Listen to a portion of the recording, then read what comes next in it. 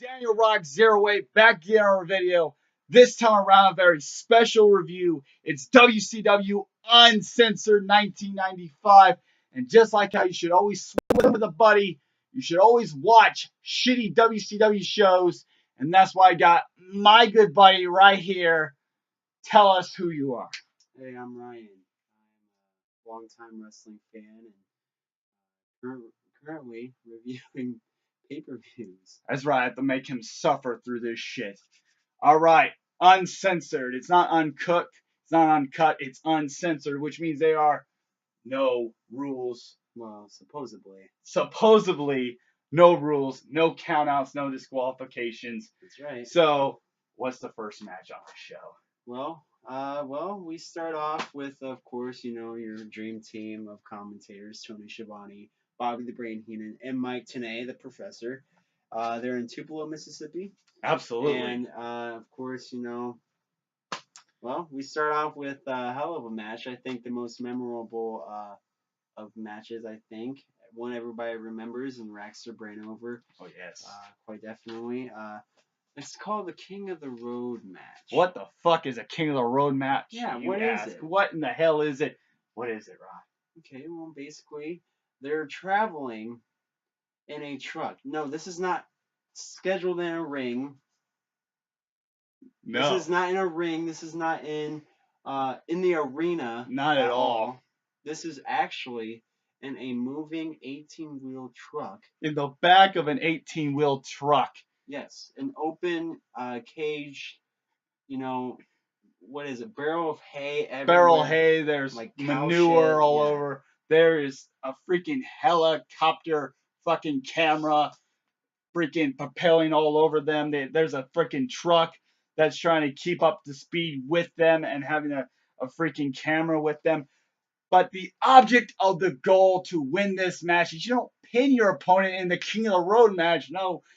You win your match by ringing a fucking bell. You climb to the top by the actual end of the bed of the truck and you ring a bell. You ring a bell. So but that's not the worst part of this match. No, it's not. You got these helicopters, you got freaking trucks, you got Bobby Heenan say, "Oh, there's the downtown area, guys." The worst part of this match is they have to stop the match for a mere 2 minutes maybe for a church bus. A church bus, of all things, a school bus traveling. They have to stop the match. They have an aerial view of the church bus passing by. I have no idea why exactly they would stop the truck or the match in general just to let it pass by, and they have to actually make it apparent. They have to announce it like, "Oh, we're waiting for a church bus here." And oh my God, we forgot to announce our participants, by the way. Dustin Rhodes and Blacktop Bully. The former Demolition Slash. Or Smash. I said Slash. I wish it was Slash. I mean, this kind of match is so bad it makes you want to slash your fucking wrist. This is bad, but another reason why it was so bad is because both guys were blading, and because they were blading, they were both fired. So this match cost hundreds of thousands of dollars to produce, to make, for no fucking reason whatsoever. Yeah, going by my notes here, I thought the match was very laughable. I thought it's just two guys trying to keep their balance, really. Exactly, and the commentary wasn't even really.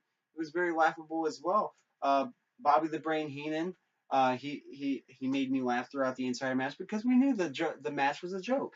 The match was 13 and a half minutes long. 13 and a half minutes. What would you give this match? Absolutely.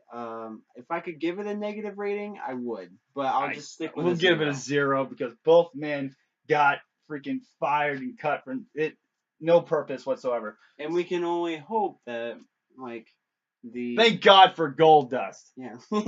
All right, so we got a box wrestler match. No, actually, no. What's the next one? The next one is a martial arts match. The martial arts match. So you have freaking Meng. Meng versus Hacksaw Jim Duggan. Now I'll be honest. Now in a mixed martial arts match against Meng, I'm gonna wear a fucking diaper because I ain't gonna be able to stop shitting myself. It's fucking Meng. So Meng should be going in there beating freaking Hacksaw's ass. And Sonny Ono is a special guest ref. General Rob Parker is accompanying Meng to the ring, of course. But I personally thought that it's just basically just a plain old wrestling match with a Japanese ref. It's just a Japanese ref. He doesn't even go down for the count because it's like a rules. Jim Duggan spends like 3 minutes not bowing to their opponent.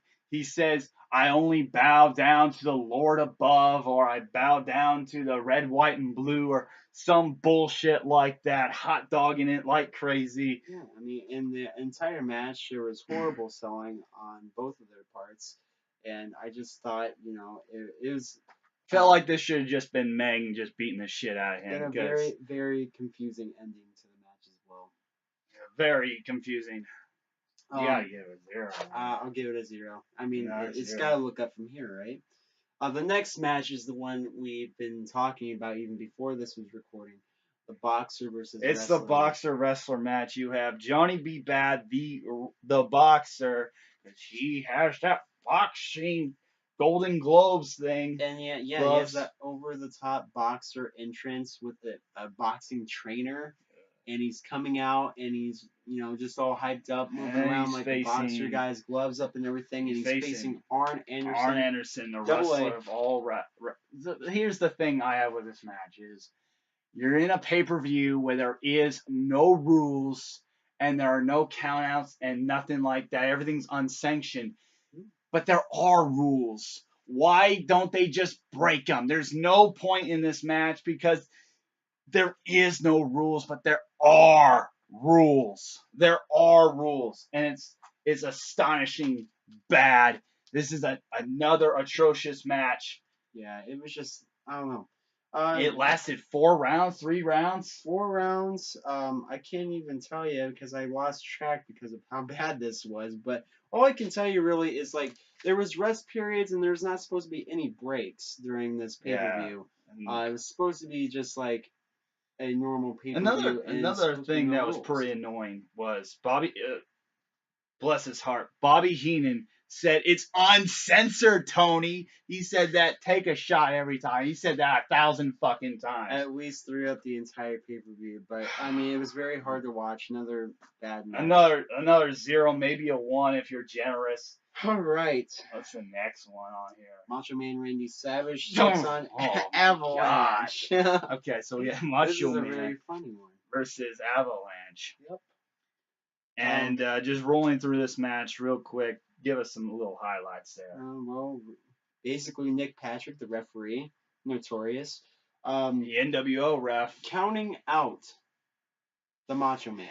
Like literally counting him out. Counting him out. Outside of the ring. When there's not supposed to be any countouts. There's no freaking countouts. No disqualification. Whatsoever. I mean, it's not supposed to be that way. Seems like towards the middle they lose the crowd participation. It seems like they're really losing focus. No one can fall. There are no rules. It's uncensored, but there are rules. Yeah, I guess so. And all of a sudden, So how does this match end? Remember, this is uncensored. There are no disqualifications, no countouts. How does it end? Ric Flair comes out dressed as a woman, and he comes out, and Nick Patrick calls for the bell. Yeah. And of course, Ric Flair gets his, dress and stuff, and his wig torn off, and he's wearing all this face stuff, and he pulls it off, and then all of a sudden, Hogan comes out. Yeah. It's a disqualification. Yes, it's called in a pay-per-view. That's gimmick is no rules, uncensored. It's uncensored, Tony. It's uncensored. Maybe a 1. It is a Macho Man match, but it did end in a disqualification. It was good for the most part, the wrestling aspect. I believe. Maybe a 2? No, I'll give it a 1, maybe. But the fact that it was such a confusing ending just really lost it for me. Let's see. Oh, what may be the best match on the entire card? I thought you'd like this match. Big Bubba versus Sting. We got the big boss man and the Stinger in a very good match. Actually, I liked when Sting had the hats and he did like a boom drop on the hat and freaking just butt splashed it. I mean, coming from my notes, this is like I said, probably the best match on the card. Easily, it's really the only decent match on there. I mean, there are two kind of bad bumps, but they work it really well. They fix it easily. There's a couple botches by Big Bubba, but nothing that would very jeopardize the match. Still decent. The ref was still counting people out. Why? Both of the I don't understand that. Doesn't make any sense. Didn't make sense. Didn't live for fun. Your brain gets smart, but your head gets dumb. I think Big Bubba had also good technique on actually. They covered up those botches, and he did work that knee really well. They sold that knee really well with the Stinger and stuff. So yep, Big Bubba would pretty solid match. Yeah. I think I'd give it a 6. Yeah, probably the best match on the card. I'd probably give it more than actually a 3. So I'd probably give it maybe a 5, a solid 5, maybe. A 5. Yeah. A 5. All right. Yeah, I know we're back into this shit. All right. Well, that was the. Okay. Well, the next match is a Texas Tornado match, which is basically just a tornado tag team. These matches are hard to rate, okay? Because some of these tornado tag team matches can be pretty wild. They can be pretty great. There is a Cactus Jack and Kevin Sullivan match against the Nasty Boys from Spring Stampede 1994. That's a really fun match. But this match is nothing like that whatsoever. This one is just silly with Harlem Heat and the Nasty Boys and in a Texas Tornado death match. And this was just it was a long ordeal. They were fighting in some sort of concession stands and all outside of the ring, and it lasted pretty much the entire majority most of this match. You had like a double, triple screen going on that was confusing to follow. So you were basically going cross-eyed when you were watching this match. Yeah, it was the camera guy's job is to follow the match, and he wasn't doing his job doing any of that, just trying to follow the match. So I'm a guy who really hates mustard like crazy, and Booker T had a huge fucking streak of mustard all over his back. Made me want to puke. This match is pretty fucking bad. Yeah, and nobody called the pinfall at the end of the match. No, it just ended. And the Nasty Boys won. It just ended.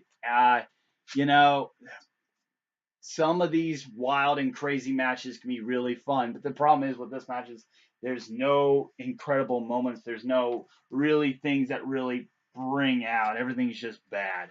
It was just all over the place. It was very unorganized. It is literally all over the place. It's just punching and kicking. It's just,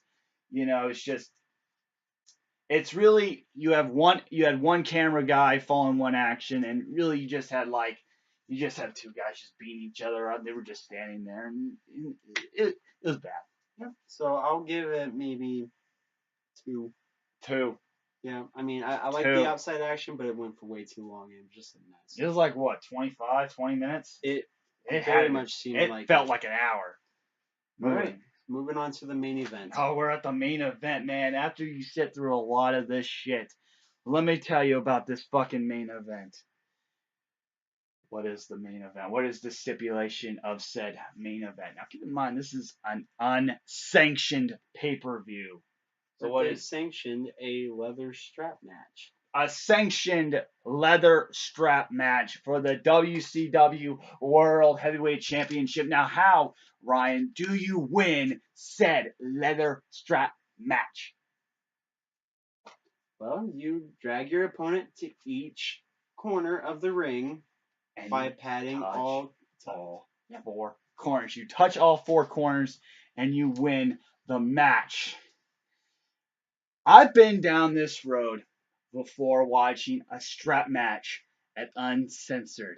The Yappa Pie Indian strap match from Uncensored 2000 ended by Hulk Hogan touching three corners, interferences, bucks the fourth off, leg drop of doom, pins Ric Flair after they've been doing the four corners bullshit all night long. If you thought that finish was bad, how did this match end? Okay, so let me just say a couple of things. First of all, before this match even got started, I've never understood why Michael Buffer would announce this match.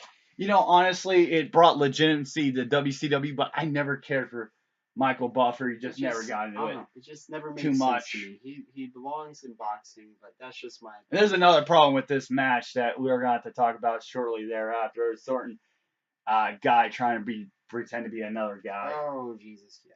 Okay, so they've been talking about all night this guy named the Renegade. Renegade.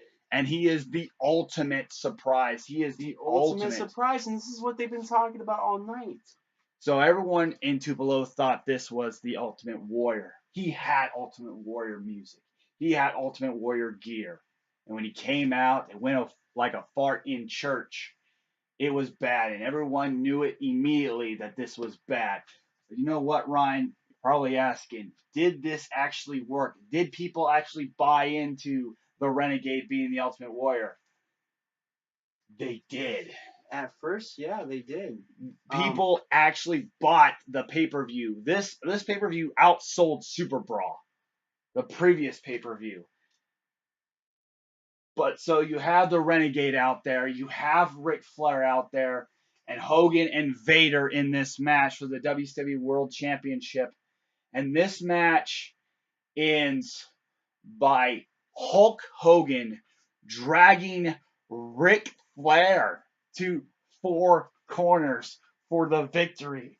That is not how you win this strap match. No, you're supposed to win by dragging your opponent. Last I checked, Ric Flair is not Hulk Hogan's opponent. So Ric Flair loses a match by not even being in the match. He loses the match and he wasn't even in the match. Not to mention, this is unsanctioned for a sanctioned title. I thought the Yappa Pie Indian strap match was bad. The problem with this is they do the three corners bullshit. They do the corner bullshit stuff.